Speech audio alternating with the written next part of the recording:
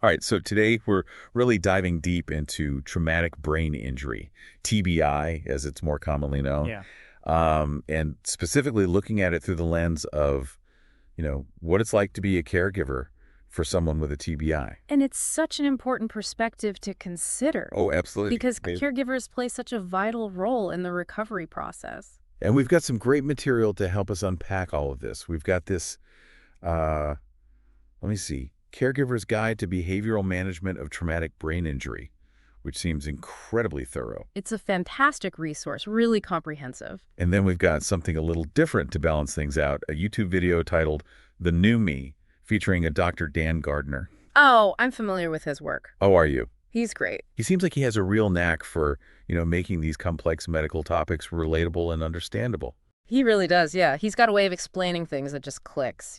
Exactly. So, full disclosure, we're not medical professionals ourselves, but Neither am I. okay, well, good to know we're all on the same page. But, we are intensely curious about this, and we've got your personal notes, too, to weave into all this. So let's just jump right in. The Caregiver's Guide, right off the bat, it defines TBI as a disruption in the normal function of the brain, which, okay, seems straightforward enough, but what does that actually look like in real life? What's going on in there? Well, the brain, it's like this incredibly complex network, right? It's buzzing with activity, all these connections firing. And what happens with the TBI, even what we might think of as a minor one, is that it disrupts those connections, like a glitch in the system. Mm. And it's not just about the initial injury, it's about the ripple effect that disruption causes. So it's not just about, like, how hard the impact was, but also where the brain was affected and how that impacts the way it functions. Exactly. And that's why, you hear it all the time, no two TBI cases are the same. The guide actually goes into the different causes of TBI and how, depending on things like, let's say, the type of force involved, like a direct blow versus, I don't know, a rotational injury, which you see a lot in car accidents, the effects can be drastically different. And that makes me think about something Dr. Gardner talks about in his video. He mentions a patient who had what was classified as a mild TBI, but their recovery was anything but straightforward. Yeah, it can be surprising. Yeah. And it really highlights how you can't always predict the long-term impact based on that initial, like, severity rating, right? Absolutely. I mean, it's not a one-size-fits-all process, TBI recovery. Even if someone's initial symptoms seem mild, there can be, lingering effects that impact their daily life, their personality, their relationships. And the guide even mentions how things like age and overall health can play a role. Like if someone's had multiple concussions in the past, they might be more susceptible to long-term effects. It's like how some people, they get a cold and they bounce back in a day, and then other people are down for the count for a week. We all have different strengths and vulnerabilities. That's a great way to put it. So we've talked about the physical side of TBI, but what about the emotional and behavioral impact? Yeah. Because that seems like a whole other layer of complexity. It really is a whole other layer. And, it can be one of the most challenging aspects of TBI for both, the individual and their loved ones. For sure. And the Caregiver's Guide, it actually lists this whole range of potential changes, right? Like increased aggression or apathy, impulsivity, even just like difficulty picking up on social cues. It's a lot. It's a lot to process, especially when you're also dealing with that, initial shock of the injury itself. And, Dr. Gardner, he brings up a really important point in his video. He talks about how these changes, they're not intentional. It's not like the person is choosing to act differently. Right. They're not personality flaws. They're a direct result of, the brain trying to heal and adapt after an injury. That makes sense. Yeah. But how does, like, a physical injury to the brain, how does that actually translate into these behavioral and emotional changes? Yeah. It's not as straightforward as, a broken leg where you put a cast on it and it heals. Right, exactly. And it goes back to what we were talking about earlier about the brain being this incredibly complex network. Imagine, certain pathways in that network are damaged or disrupted because of the injury. Wow. And, the guide, it talks about how damage to the frontal lobe, which is like kind of the brain's control center for decision-making and impulse control, that can lead to some of these changes. So it's almost like if the brakes in your brain are damaged, it's harder to stop those impulsive behaviors or really regulate your emotions. Yeah, exactly. That's a great way to think about it. That damaged roads metaphor is really helpful for Yeah. visualizing it. It is. And, those damaged pathways, they don't just affect, like impulsivity. It can also be things like emotional processing, memory, communication. And that makes me think about, Guy touched on this briefly, Yeah. the idea of like someone's pre-injury personality and, their coping mechanisms, how those factor in. It's such a crucial point. And it's something that Dr. Gardner, he also emphasizes this in his video. He actually tells this really compelling story about a patient who, before the TBI, was incredibly outgoing, social butterfly. But after their injury, they became really withdrawn, avoided social situations, even ones that they used to enjoy. Wow. That must be incredibly isolating. Yeah. Not just for the person themselves, but also for their loved ones. It's Yeah. like this, dealing with multiple layers of loss on top of everything else. Exactly. And that's why, understanding that interplay, not just the physical injury, but also like who they were before, how they cope with things, and what kind of support system they have.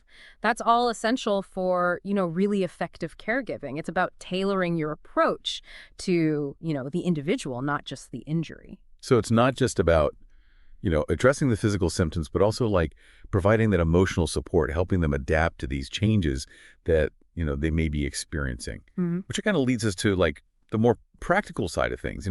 What can caregivers actually do to support their loved ones going through this? It feels like a lot, right? Like, where do you even begin? Because the Caregiver's Guide, it dives into all these practical strategies, which is fantastic, but it's also like, wow, how do you actually put this into practice? It can feel overwhelming, for sure. But I think the guide does a really good job of breaking things down into, manageable steps.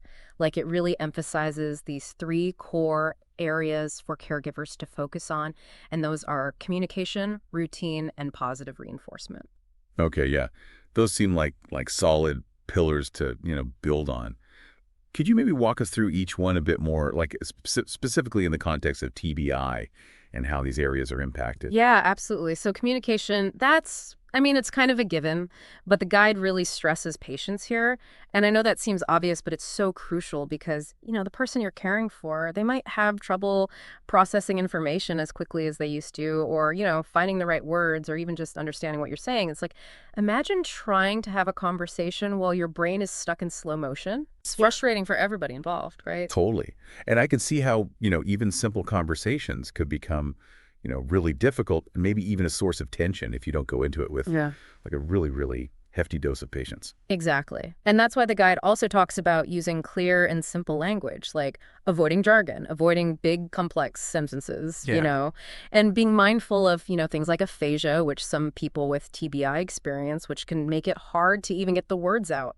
So being really, really mindful of how you're communicating, maybe finding ways to connect that don't rely solely on words all the time. Yes, exactly. Now, the second pillar, routine, this one really resonated with me because, TBI can make the world feel incredibly chaotic and unpredictable, right? And that can be so unsettling for someone. So the guide really emphasizes the importance of establishing consistent routines for things like waking up, meals, medications, even just, leisure activities, whatever it might be. Just that predictability. Yes. It can make such a difference. It creates a sense of stability, which can be so grounding, especially for someone with a brain injury. It makes me think about, I was going through a really stressful period, I don't know, maybe a year ago, and just having that simple morning routine, like making the bed, having my cup of tea, quick workout, like it made a world of difference in how grounded I felt throughout the day, And that wasn't even dealing with a brain injury. That's a great example. It's about creating those little, islands of predictability in what might feel like a very unpredictable sea, right? And for someone with a TBI, those routines can be even more crucial. So that's routine, the second pillar. And then we have positive reinforcement, which is all about shifting your focus. Instead of, focusing on what the person with TBI is doing wrong or what they're struggling with, it's about really honing in on what they're doing right, no matter how small it might seem. Right. Praising their efforts, acknowledging their successes, even if it's just these tiny little victories, it can make a world of difference. So it's about really nurturing a sense of accomplishment, like encouraging them on this journey, because they're likely, facing challenges and setbacks along the way. Right. Exactly. And it really ties into this idea that Dr. Gardner talks about a lot in his video about seeing the individual beyond the injury. He talks about how important it is to, encourage them to reconnect with the things they're passionate about, even if they have to adapt how they engage in those things. It's about remembering who they are. That's beautiful. Yeah. But how do you balance that encouragement with Yeah. the reality that, like, there might be these difficult behaviors to manage? Like we were talking about, the aggression, the impulsivity. Like, how do you hold space for all of that? It's a delicate balance for sure. But the guide reminds us that, these behaviors, as challenging as they can be, they're often symptoms of the injury, right? Okay. It's not a personal attack, even if it feels that way sometimes. Right. So while it's important to, of course, set boundaries, make sure everyone's safe, it's also about responding with empathy and understanding. Yeah, remembering that, the person they love is still in there, even if they're expressing themselves differently now. That takes an incredible amount of, like, patience and compassion. Yeah. And honestly, it makes me think about the caregiver themselves. It's like you can't pour from an empty cup.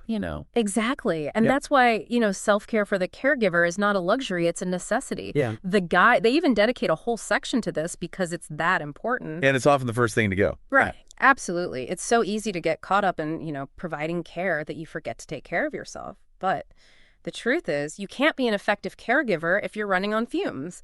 And that's why it's so crucial to seek support, whether it's from friends, family, support groups, therapists, whatever it looks like, Phil.